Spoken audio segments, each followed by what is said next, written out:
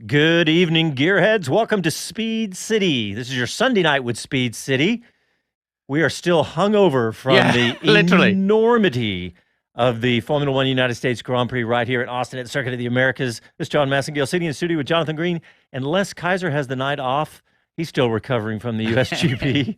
It is like a mental hangover. I mean, when you have that many people, 400,000 people came over 3 days. I'm still just gobsmacked. Yeah, stunned. The headlines that followed Monday, Tuesday, Wednesday were just unbelievable. I mean, let me just read some of these headlines, right? The day Austin put F1 on the American map, Formula One's U.S. growth, NASCAR's decline in one startling weekend. Feels like America has accepted Formula One, says Lewis Hamilton. F1 saw its best ratings yet for the USGP and outrated NASCAR in the younger demos. I mean, these That's headlines, really important, too. Yeah, Yep. that one. That doesn't surprise me, though. No, but it stood out to me as the significance of that. Well, Formula One, and we know this for a fact, have worked on that youth program. I mean, just the press conferences alone, that was something I noticed, which unless you're on site, you wouldn't notice. But they have kids asking questions, and the questions were better than any of the journalists. Oh, no, those Which were Batmobile great. would you have? What weapons would you have? Yeah, what weapon would you have if it was a video game? And you remember that survey that F1 released just a week before the USGP, in fact, just a few days before, and they surveyed 170,000 people across the world. The biggest thing that I saw from that is that the average age of the respondents to that survey fell from 36 years old in 2017 down to 32 years old. And here's the other one. Female participation almost doubled in that 4-year span. They have literally, I mean, those shifts are seismic shifts in demographics, in ratings like that. Well, and also, you're dealing with a circuit that hasn't had a major event, really. I mean, all right, MotoGP, but you know what I mean? It hasn't had a major Formula One event in 2 years. That could cause people to go, not following it anymore, or whatever, or wane. But the other thing is, Europeans weren't allowed to travel. A large percentage of the audience at COTA, each and every Formula One race over the last decade, has been foreigners traveling to America. They love to come to America, love to come to Austin. They know about Austin through South by and ACL. So they come, but they couldn't because it's against the law, effectively. They don't open until, I think, November something. So, no question about it that this was purely an American audience, and the economic impact was greater than in 2019. And roll on, I say. Fantastic. I mean, that's exactly what we wanted to hear. The Americans are bought into it. And the proof is it wasn't a bunch of foreigners coming here to watch their sport. It was a bunch of Americans watching a new sport for them. Yeah. From the people that I saw that were, like, there was a couple, I think it was one of the F1 hosts on one of their internet shows. It wasn't Buxton, but they said they said something like, hey, out to the crowd, hey, who's here from the United States or for the first time, or something like that. And it was a massive number of people. Now, these are all anecdotal. The study they did is not, because it's clearly an organized study. But the fact that it just felt very much American. So we talked to some of the journalists who flew in, and they said that the international desk in the airports were empty. Yeah. They said it was just a weird feeling. So, I mean, this is a truly stunning shift. A seismic shift. There's no question. And, like I said, 1.2 million fans on ESPN. That's the largest audience that they've had. In a number of years. Not the longest ever, but close to it. But last time it was like Indy in 2000, whatever that was, 9 or something like that. But it's a huge number. And remember, F1 was up against the NFL all day. Yeah, that's a good point. And against NASCAR. Yeah, good point. Yep. So had you not been against both of those, no telling how big it could have been. How many, we were going through the Twitter threads, I thought it was interesting how many people watch Formula One and NASCAR on a different, either tablet, or some would say, I watched the Formula One race and then took the second half of the NASCAR. So what I like about that is that instead of this sort of myopic view of I'm a NASCAR fan and I'm a Formula One fan, these are motorsport fans. Yep. And that's what's important to me, because I really do think that this world is open to, and motorsport is open to, that fraternity. If it goes fast, bring it on, Yeah, that was very surprising how many people were fans of both. And I think that, it doesn't surprise me really. I mean, if you're a fan of of F1 or NASCAR. You're a motorsport, you're a gearhead, you're going to be a fan of the other more than likely. I mean, I realize that you when you think of the audiences, you think very differently here in the United States anyway, but I think that's going to continue to grow in that vein. I'm just looking at some of these other headlines, right? And by the way, we were going to have Bobby Epstein on the show. We texted. He's gone on holiday. Yeah, he was like, I think I need some time. I don't blame him. Yeah, no, he's gone. Yeah, that's got to feel fantastic for those guys to have such a massive crowd. But looking at some of these other headlines, Jonathan, F1. Let me just talk about some of the ratings that we were talking about. That NASCAR had 1.2 million, and Xfinity had 1.3, and that was not head to head, but the NASCAR Cup was head to head. They had 2.1 million. And remember, F1 was on ABC. Yeah, good point.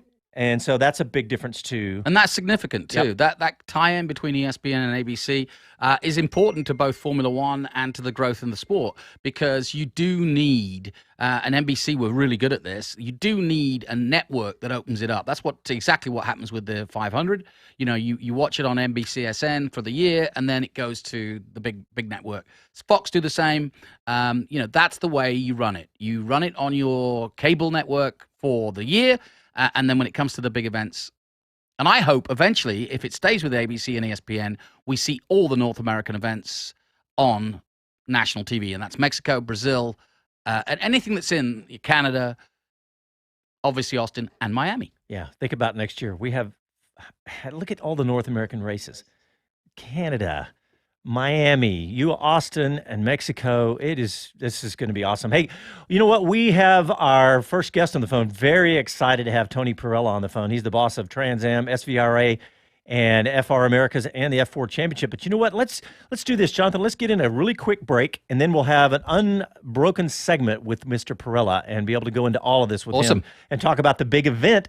We got more racing at COTA coming up this weekend. That's right. So we'll talk all about that with Tony Perella after this quick break. You listen to Speed City. Back after these messages.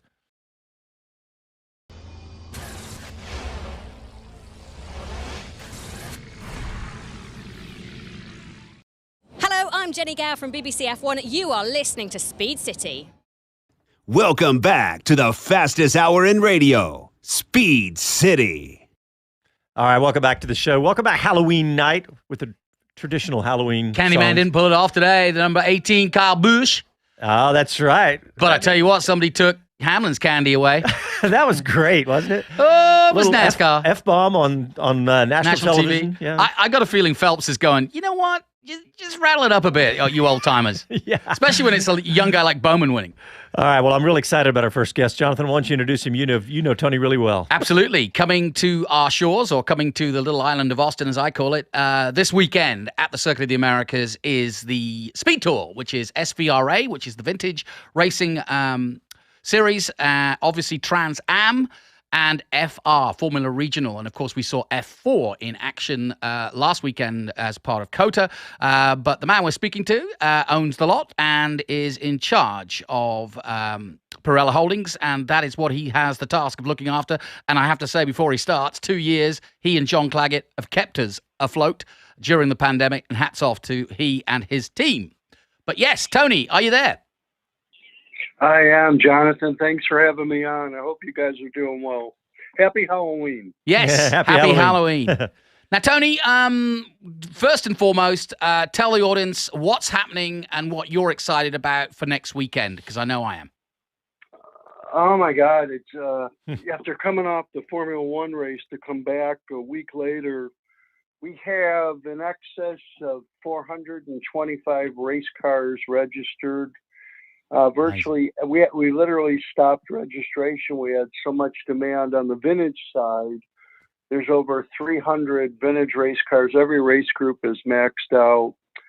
And then we have the Formula Regional Champion, the final race of the season, the three features of the season. And to top it off, Trans Am, we have the largest Trans Am field in our 57-year history. And TA2, there's 51 cars registered, the biggest field we've had prior to that was 38 in Nashville with IndyCar this past year. Good job we're at So Coda. yeah, I mean, it's amazing. When we went into the year with the hangover from COVID-19 last year and so much uncertainty, who would have believed that we would finish with the Formula One weekend we had, and then now us coming back to Coda for our final race of the season. It's incredible. Tony, we're spending a lot of this hour kind of looking back on what was, we just said we got a kind of a mental hangover from what was an astounding event. You were there. You obviously had a different role. You were talking, to the F1 folks about your part in that weekend, which was the F4. But what was your take, and what were you up to? Well, far and away, motorsports is seeing a resurgence at the IndyCar level. Obviously, we are with Trans Am and even SVRA. Our F4 race, that was the largest field we've had all year with 33 cars.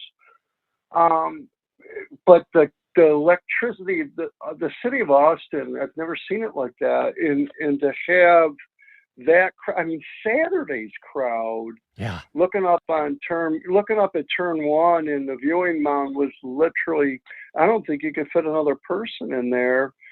The grandstands were carrying a lot of people. I don't know what the actual gate numbers were Saturday and Friday, but they were like nothing I've ever seen on the Formula One weekend. And it was awesome. The kids that raced, what can you imagine being 15 or 16 years old and racing in front of that crowd when your heroes in the Formula One race is going to come on behind you in the afternoon? What an opportunity for these kids. And they're, they got to start there to get to the big dance. So it's kind of neat to play a role in their development. And there's some serious talent in our, in Formula 4 and what folks will see this weekend coming up in Formula Regional. Amazing driving talent. Amazing. Yeah, we've got Jake Bonilla coming on, and we're going to get his take because he was in that F4 race. But what a stage for those guys. yeah. Hey, Tony, I want to ask you something. Yeah. I had some friends of my wife's, actually, some ladies, and they were talking about how they've started watching the Netflix series and they're getting into racing, and they were like, I want to come out to Coda. And I said, they watched the race this time on ABC and on ESPN, and they said, I want to come out to Coda. When's a good time to come? And I said, now is the perfect time to come this weekend. They're like, really? And I was telling them about the access and everything you get with SVRA and Trans Am and everything, and that they were so excited. And I think that this momentum that we've got at the top level of the sport could carry all the way down. But talk about the difference between the limited access and the crazy show of Formula One versus what we're going to be able to have this weekend. Well, number one, obviously, the Formula One has a very tight protocol, as they should, with COVID and the bubble, and they've sealed. Even if it wasn't a COVID year, you really don't have free reign to walk the paddock. In our case, our paddock is open, so fans can come in. They can certainly sit in the stands. They can certainly be safe if they want to social distance and spread out. We won't have quite 400,000, I don't think, for our gate. But nonetheless, what you can do is you can literally walk right into the paddock and get up close and take pictures of the cars and talk to the drivers. And you're going to see at least 60 years of race cars, dating back 60 years right up to the modern cars with Trans Am and FR, et cetera. And so there's something here for everybody. And we run from starting at 8 o'clock in the morning. We literally run till dark. I mean, the last race group gets off the track slightly after 6. So I think sunset's at 6:40. So we have to be done. But it's a very different experience. I mean, certainly Formula One is special. The Drive to Survive TV show, I think, has made, everybody says that's made a huge difference. But even in my own family, my younger brother is younger. He's 5 years younger than me. We couldn't be more happy. Could care less about cars. He's not a gearhead. He just doesn't care about cars. It's just not his thing. He watched that TV show, and that's all he talks about. And I'll say, hey, we got to watch the Formula One race. He wants to come if he couldn't get a flight in this time, but he's committed. And now here I'm in the racing business. You think he'll come to one of my races? He could care less. But that's TV show. So I'm just seeing such a shift in motorsports in this country, and I will tell you, it was awesome. I saw more people of color at this Formula One race than I've ever seen, and that's obviously a direct relation to Lewis Hamilton. So the diversity part of it is making a difference. And I'm just thrilled to see that. Jonathan, I'm good friends with Willie. Yeah. And we both came away, we both had the same observation that this was really good to see. And I think that's changing the face of motorsports as well. Yeah, I couldn't agree more. It's an exciting time to be part of motorsport here in the States. I just feel, like you said, Indy is robust. NASCAR's not lost its cachet by any means, though some of the original audience has gone down a little bit. But that, given its surge over the last 20 years, it's now battling for space against Formula One, Indy, and the like. So, and also there's some good crossover. How many Tyler Reddick talking about missing his F1 fix. Chase Elliott saying he loves Formula One and Drive to Survive. So there's some really good crossover. Michael Jordan now joining, and you talk about diversity. Bubba Wallace winning in Talladega. Winning a race. Fantastic. Yeah. So there are changes that it is a coming. Yeah, and obviously we got a kid named Ernie Francis coming through our ranks. Right. And, oh my God, he's 7-time Trans Am champion, so we make arrangements to give him a shot in Formula Regional with 0 open wheel experience, and he's already won 4 races this year, and he would have won a 5th, and the motor went away on him. So I think it just does my heart good to see the change that I'm seeing, and I think it's just the beginning, and I think that change will propel the sport as much as just a general momentum that seems to be happening again. So I'm relieved in some respects, simply because there was so much uncertainty going into the year with COVID, and would we be able to have crowds? And next year we're running 22 events. We're back at Indy. Wow. Our schedule's incredible, but coming to COTA has always been our year end, and that's where we have our national championship on the vintage side. It's where East meets West for our Trans Am series, and we have a major season finish, and we have our banquet in Texas, and it's just awesome to see how well everything's come together this year. When we went into the year with, like I said, so much uncertainty. And Tony, what I like about the sort of the group of different series you've got now under your umbrella, if that's the right word, is the fact that so many youngsters now have so many choices. If I look at Jason Alder, who won the F4 race, he says he wants to go into NASCAR, but there he is getting potential super license point. Ernie Francis Jr., 7 times a Trans Am champion, has an Indy Lights test this weekend. And is winning in FR Americas. He's winning in FR Which Americas. Surprises me, by the way, going from Trans Am to open wheel. And he never did karting. He's not a big karter, but, and he's only 23. He's got a massive future ahead. Yeah, and I don't know how well the test went, but I think he's heading that way. And then you've got young kids who potentially could even go into SVRA. That's now becoming worldwide a place to go and learn your craft in a very, what should I call it? Not laid back, but a very inviting environment. People will help you, where other drivers will give you a few tips here. And Tony, it really is a good environment to be in for youngsters.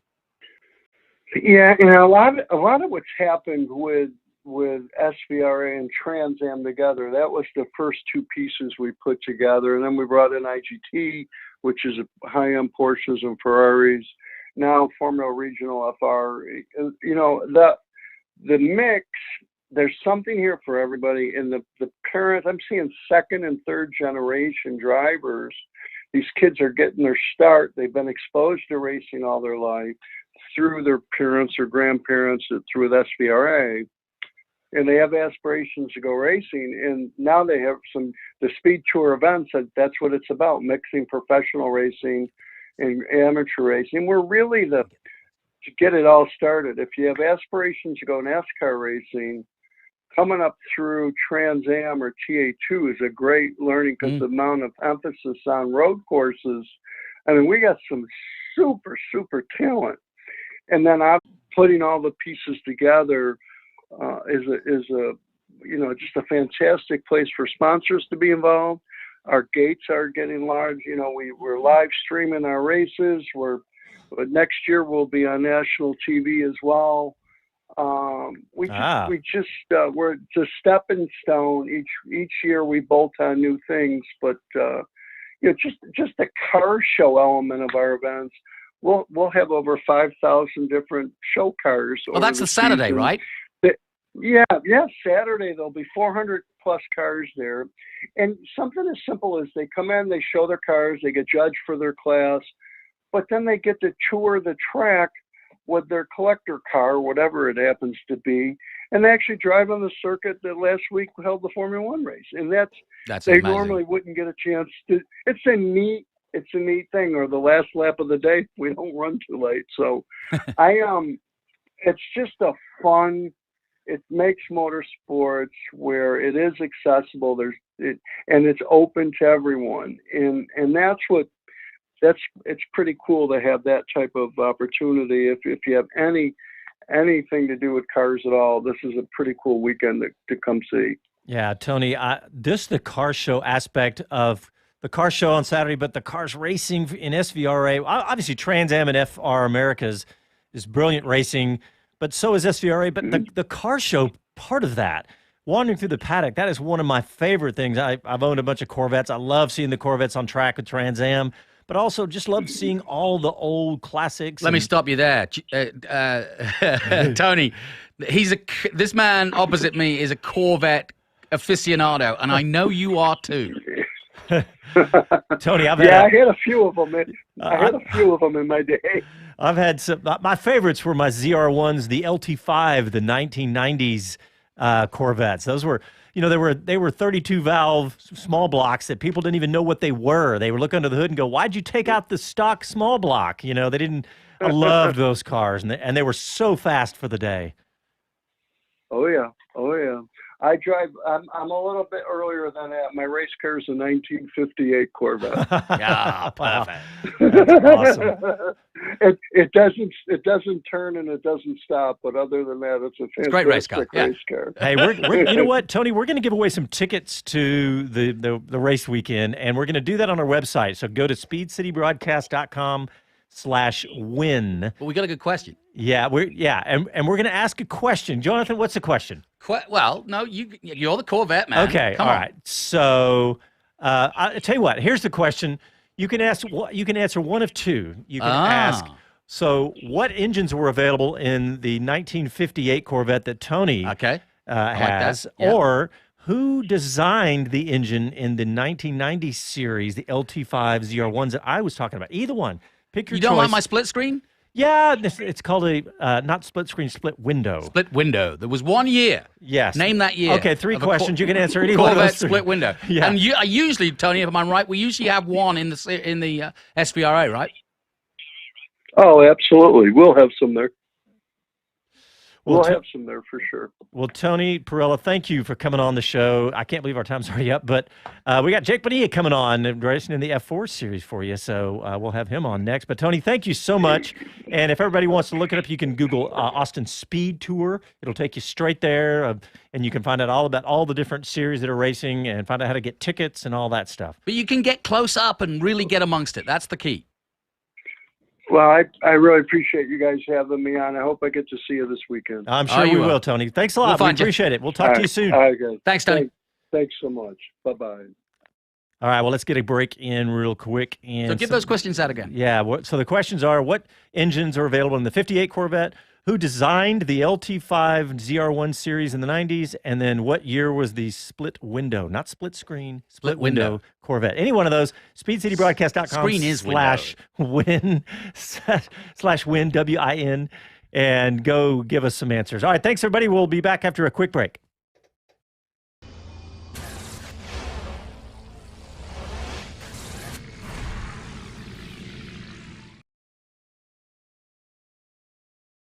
Hi, this is Gene Haas, and this is Speed City. Welcome back to the fastest hour in radio, Speed City. All right, welcome back to the show. Happy Halloween, everybody out there. Oh, it's very sad for me. All my kids are getting grown up. Nobody cared about Halloween. It's No very trick-or-treating. sad. Yeah. All right, we're going to welcome our next guest because we're very excited. We have a young race driver who just got through racing at Dakota during the Formula 1 this is who I week. really want to talk to. In front of 400,000 people. We want to welcome Jake Bonilla to the show. Jake, welcome to Speed City, buddy. How you doing, guys? Happy Halloween. Happy Halloween. How scary was it to be on that stage? How fun was it to be on the Coda stage? Oh, it was incredible. I mean, looking up into turn one and seeing all those people, it was a little nerve-wracking, but at the end of the day, it's just another race, so I was very focused. But yeah, it was absolutely incredible. There's nothing like that. I bet you didn't even think about it. As soon as those lights went out, you didn't even think about the crowd, did you? Yeah, not really. It was mainly just finding my position and trying to win the race. That's pretty much all that goes through my head while I'm driving. How did it go? Oh, it was awesome. I mean, the first qualifying session, we qualified P7. And then in race one, we moved up to P4. So that was really good. We got to have some nice battles with some of the top guys. And then since we finished P4 that race, I had the second fastest lap time. So that qualified me for the front row of the second race. So that was kind of cool being the only United States driver on the front row that weekend. That is awesome. And by the way, for those pure Texans out there, let's be quite clear. Jake is on not only because he's an up-and-coming Formula One stroke Indy aspirant, he is a Texan. Yes, I am. I love to represent. Where were you born? I mean, we say San Antonio, but were you born there? Yeah, I was born in San Antonio. I moved out to Bernie, Texas for a little bit, but now I'm back in San Antonio. Cool. Yeah, you are a Texan. You're another a Central Pato Texan. Award. Yes, I am. Do you know Pato? I do, actually. I used to go to school with him a while back, and it's funny that you mentioned him because on Thursday, whenever we were loading in to the paddock at Coda, I saw him there, so I got to talk to him a little bit. Oh, before. cool. Yeah, it was cool to touch base with him again. And he's got a test at Abu Dhabi thanks to winning here in Texas for McLaren. Yeah, that's amazing. Well, listen, you're a good example. We were just talking to Tony Perella about, the Junior Series, the FR Series coming this weekend, and obviously we had you guys for the F4. But tell our audience a little bit about how you fit in on the ladder and the sort of options open to you. So yeah, this is my second year doing F4, and I don't have nearly as much experience as these kids, so having the 2 years in F4 has helped a lot because I've gotten to see how the drivers pretty much are when they race. Just about like the moves that they do and like the times that they're putting in and just like the competition level. But yeah, it's taken me about 2 years just to kind of get up with it with the other kids. But we're definitely excelling at it. I mean, finishing top 10 this weekend at Coda was a really big part of it. Yeah, really impressive. So Jake, what did you do before this? What kind of karting and what other racing? What'd you do? So I really have no background. I've just always loved cars. And I mean, I've done just street driving normally. And then I worked at a go-kart track when I was 15. That's pretty much the only experience that I had. And for my birthday, I asked my dad if I could get a test in the Formula 4 with the team in Austin. And we ended up doing that, and I did really well. I surprised the coach, and we ended up doing the season with Jensen. Wait, that's actually amazing that you had nothing and stepped into an F4 car and did that well. Because even in your last year, in your first year, you had a couple of top 10s, if I'm not mistaken, right? Yeah, we had a couple of top 10s, which was really cool because I know a lot of these guys that I'm racing with, they all know each other from karting and other types of racing events. So whenever I stepped up in there, everybody was just kind of like, who is this guy? Like, why is he fast, I'm guessing. So, but yeah, it took me a little bit to get up to play with it. But once I did, I ended up doing pretty well. So how old are you now? I'm 19. And I see you sitting in what looks to be like a race gaming rig. Do you do a lot of sim? I see you smiling. Do you do a lot of sim racing? Yeah, I do. I love sim racing. It's so much fun, especially if I'm going to a track that I haven't raced at in person before. It's a really nice thing just to learn the lines. So when I get there for the practice days, that I already kind of know what's coming up because some corners they can take you it'll take you a little bit to get down. Yeah. Well, do you attribute that sim time? Were you doing that a bunch before you raced in F4 last year? No, so we really got the sim just because so before I started racing, I would play Forza and that type of stuff just with like a little remote. But once we started doing the Formula 4, I thought it was like super important to know exactly what the tracks are like when I get there. So sim has helped me a lot with that. Smart. Yeah, but I'm sitting here trying to figure out how someone with no experience could be that good so fast. I mean, obviously just pretty naturally talented. But what kind of do you do? PC racing and pedals and wheels and all that stuff now? Or? Yeah, I have the pedals and the wheels. A lot of the time, like at school, I would always get in trouble because I would be on the computers watching F4 races, like F4, and just kind of getting to learn more things about the tracks. I've watched a bunch of like the GT races here in the United States just to see the lines that they're taking. You just really take it all in just to kind of learn for myself before I go back behind the wheel of anything. And Jay, what's your overall ambition? I mean, what's your 5 years from now? I mean, where would you like to see yourself if it all goes to plan? I would love to go to IndyCar. I mean, those cars are, and all the technology that's going into them, it's nuts. And if that doesn't work out, I love GT cars as well.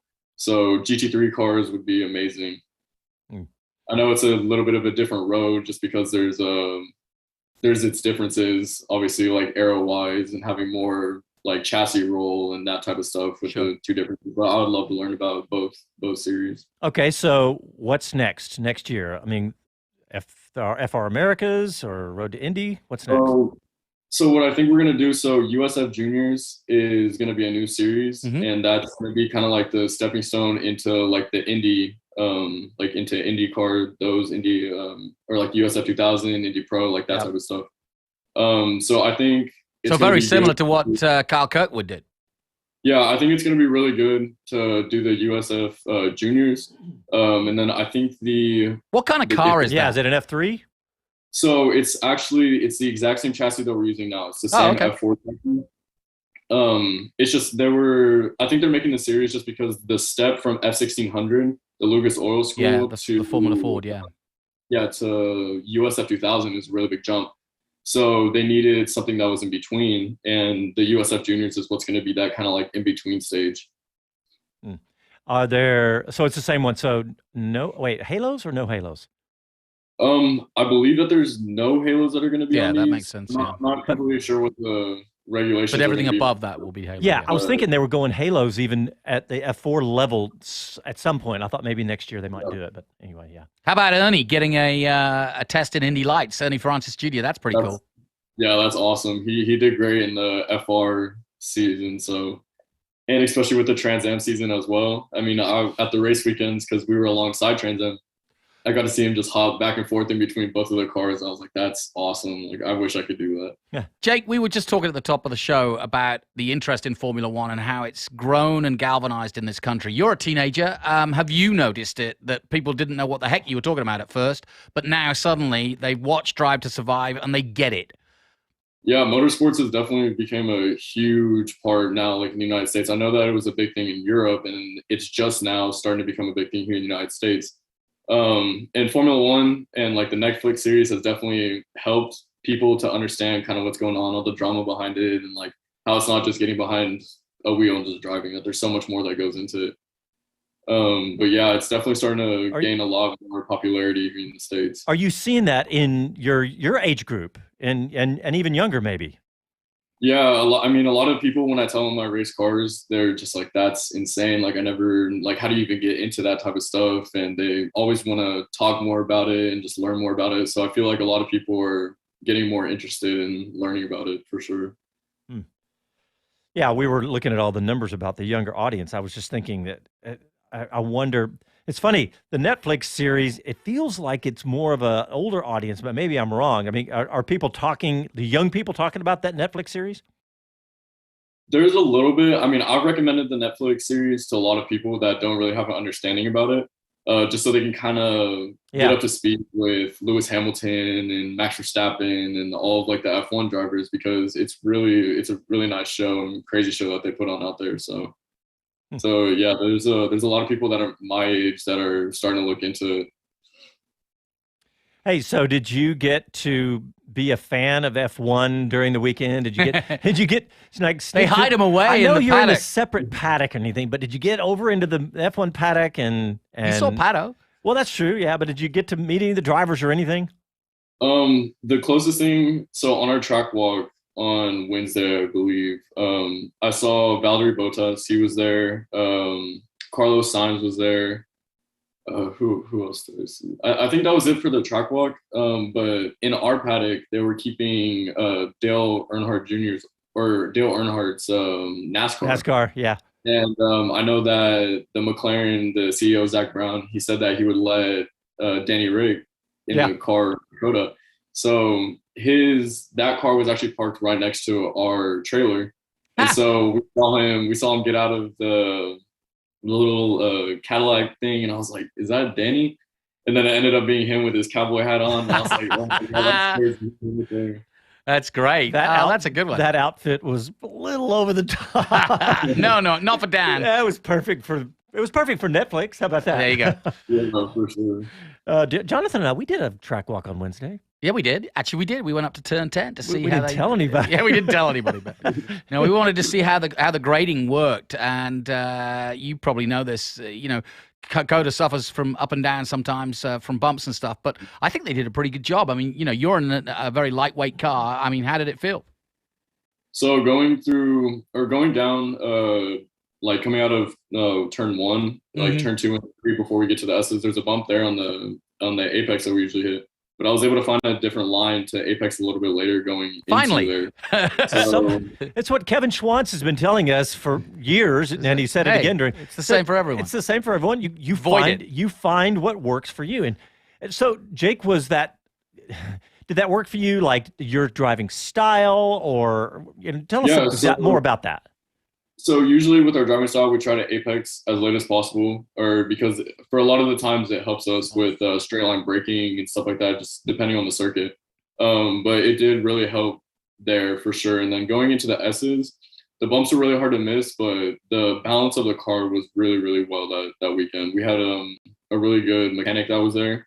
So he had everything perfect for when I got there. So when I just got in the car, it felt amazing. And we'll talk about that a little bit. The setup, was you talking about the suspension setup, tire temperatures, tire pressures, all that stuff? Yeah, so the setup, just like the balance, like the way that the car, like the stability of the car going over the bumps, because I know a lot of people were having some issues that weekend with losing the rear end as soon as you get over those.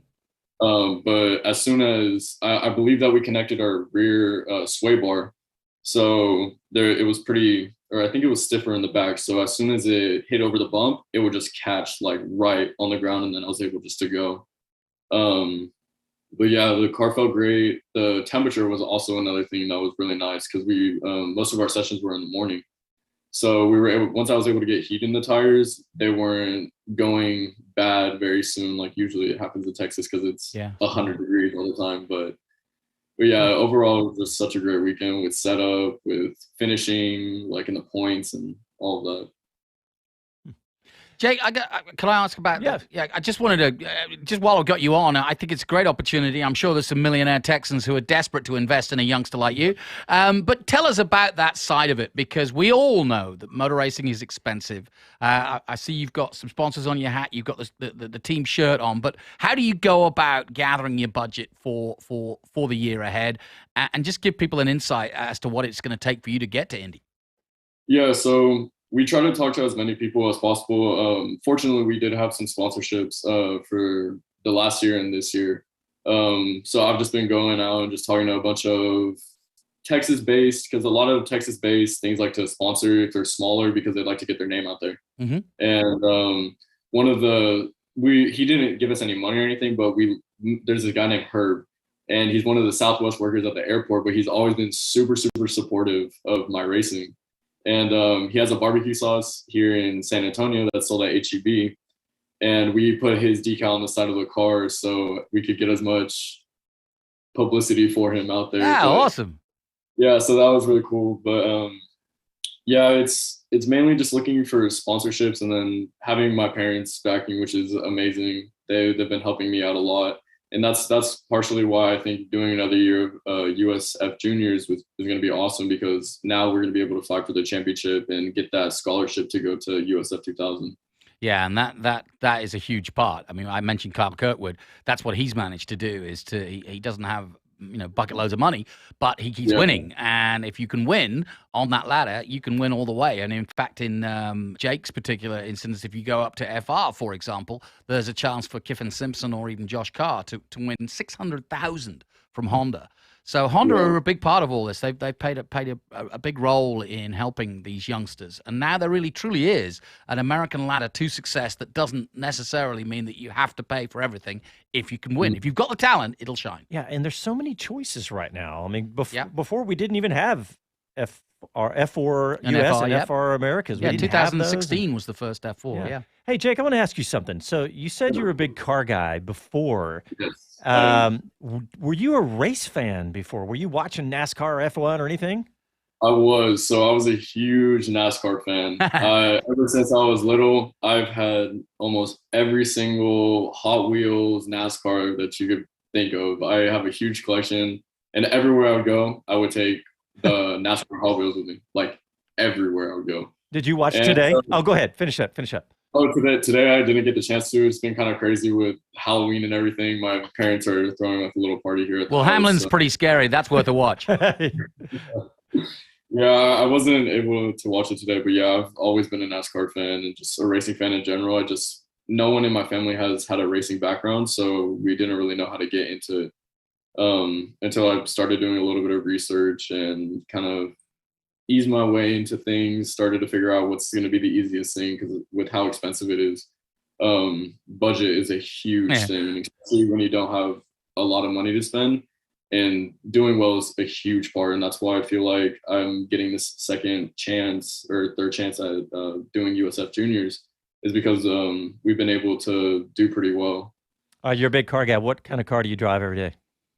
I drive a Lexus RC350. Yeah. Okay. That's good. Yeah. Yeah, it's the two-door. It was my mom's car originally, and I've always just loved the body style, because when Lexus came out with that body style, I was just always like, wow. Yeah, the two-door is cool. It's good looking car. Yeah. Yeah. It's a Lexus. Nice. And so I just started customizing it. I mean, I have it on a really aggressive wheel setup. I have it on bags. I have a full aero kit for it. So it's good. Finally, a racing driver with some. We usually get these boring cars. I know. It's like I drive a pickup. So you got a little negative camber going on? Yeah, I have negative 4.5 degrees in the back. There you go. He's going through a set of tires quite frequently. But go ahead, finish it. What else you got? Almost every month. And then I just a couple of months back, I bought a 1998 Honda Prelude.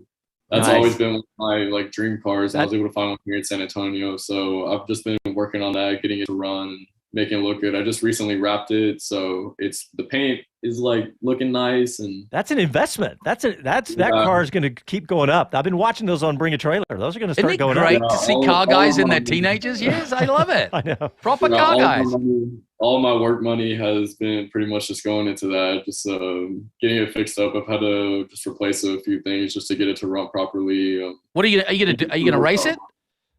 I'm not going to race it. It's mainly going to be for show. I like traveling around Texas to take the cars to shows. Okay, cool. Because they're not, you can make them fast, but the H22 is which the engine that's in it, it's not the most reliable car to do power things to. So I'm probably just going to go mainly for show. And then at some point, if the engine blows up, then I might just do some little K swap or something for it. Well, Jake Bonilla, look, we are completely out of time. Congratulations on a great showing at COTA. Yeah, well done. Really fun to see an American do so well in front of that huge crowd. Are you coming out this weekend to watch the FR FR boys? Austin? What is it for? It's for the FR, your seniors, as it were, the FR Americas. I might head down there because one of my friends, Logan, he's going to be racing, so cool. I might head down there just to go and support him. Good. You're an hour away, buddy. Come on up. Yes, for sure. I'd love to go. All right. Well, Jake Bonilla, thank you very much for coming on. We really appreciate it. Very fun talking to you. Let him do his social. Yeah. Tell people how to find you. So on Instagram, it's Jake_Bonilla. And also on Instagram, it's ZDO Motorsport. That's pretty much the same thing. Those are both my accounts. It's the racing account and then just my main account. But I post on both of them, so y'all can always stay up to date with what's going on. And you got some nice videos on. Yeah, it's nice to see what you're up to. It's good. All right, thanks. I have a lot of video and just pictures that I'm going to be posting up pretty soon of the F1 weekend. I posted a few recently, but there's definitely going to be a photo dump of the rest. Cool. All right, Jake. Good to talk to you, and we'll talk to you soon. As well. All right. See Thanks, you. Jake. Appreciate it. All right, we're going to go straight to break. When we come back, we'll talk a little more. We'll talk a little more F1 too. And the tickets. That's right, and the tickets. All right, we'll be back after these messages.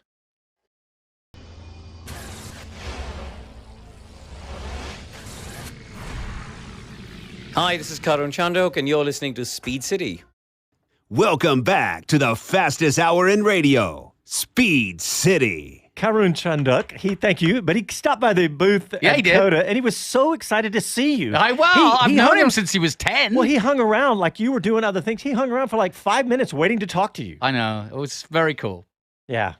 Very cool. He is. I really like what he's grown into on the F1 on the He's F1 a really Sky nice broadcast. young man. All right, what else we got, Jonathan? We got about 3 minutes left. We are giving away tickets to the Austin Speed Tour. Go to our website, right? Yep, go to speedcitybroadcast.com/win. And answer those questions. Just answer anything you want. But the three questions are all about Corvettes. But Tell hey, us- come out to listen. No kidding aside. Yes, it's gonna be a an blast. infomercial maybe because obviously I'm part of Trans Am and I love Trans Am. But you really do get a chance, as Tony said, to get amongst it, to get in the paddock, to bring your daughter, your son, whoever, and go up to a 1958 Corvette and have a look at it. it's like I was saying, people, if you've recently gotten into motorsports, Netflix or whatever, this is a perfect event. You know, Formula One is this explosion that you're in the middle of, right? But this, you can walk straight in. You know, you got to see Danica Patrick and everybody walking through the paddock the other day, and you get to be in the same spots as Formula One was last week, and watching and going to see all these cool classics. Everything from old Mustangs, but foreign cars like old Alfa Romeos and Porsches, but Corvettes, Camaros, everything, Ferraris, Aston Martins, you name it, and all different vintages too. And of course, I'm really looking forward to see the lap times on the FR Americas. That's an F3 car. That'll be probably 203, 204 out at COTA. Yeah. Something like that. Yeah, and the it's Trans Am it's is the not same far off. engines. It's the same engine, the Honda Civic engine, but this has got the turbo on with the FR. As the F4. Yeah, the F3 and the F4 have they're both Honda powered, but they're both the same engine that's in the really hot little Civic Type R that's being so talked about. Hey, we have 1 minute left. I have to talk. We talk all about Corvettes. Dang, I wish I'd told the producer to queue up the RPM of the new Corvette Z06. The red line, this is a Corvette. Right. 8,600 RPMs in a Corvette, and they have never had, I owned the dual overhead cams from the 90s, right? And those had red lines in the 6s, right? And I had one that was modified, and the red line was in the 7s. But 8,600 RPMs, making 670 horsepower, making it the highest horsepower naturally aspirated engine you can buy in a production car on the planet. Yes, that includes the prancing horses, and you name it. It is the highest. The Stuttgart Maestros? Yeah, but because naturally aspirated. I mean, yeah, the GT3 has and the Ferraris have similar red lines, but they're nowhere near the horsepower. And Wow. this is truly a stunning evolution. I've used that word 3 times tonight. An amazing evolution of the Corvette. And the styling may be a little controversial, but the technology behind the new Corvette is really amazing. Really, I had to talk about it because it's just so much fun. Are you going to go and see Tony's 1958? I will be out there. I'm going to take lots of folks out there next weekend and just have some fun. We'll do a little Speed City work, but I'm going to have a lot of fun out there next weekend and enjoy it. I know you'll be working for Trans Am, but you'll be having some fun too. Oh, heck yeah. We're out of time. Thanks, everybody. For Been a good tuning in. show. Yeah, thanks for Tony Perella for coming on and tell us all. Jake Bonilla, he was a blast. Yeah, good guy. He was- And a car guy. and a car guy. And a Proper racer. car guy. Proper car guy. All right, thanks, everybody, for tuning in. Next weekend, we got Formula One, so we'll be up. Well, actually, we won't be up right early because it's Mexico. So tune in next week. We'll talk to you then.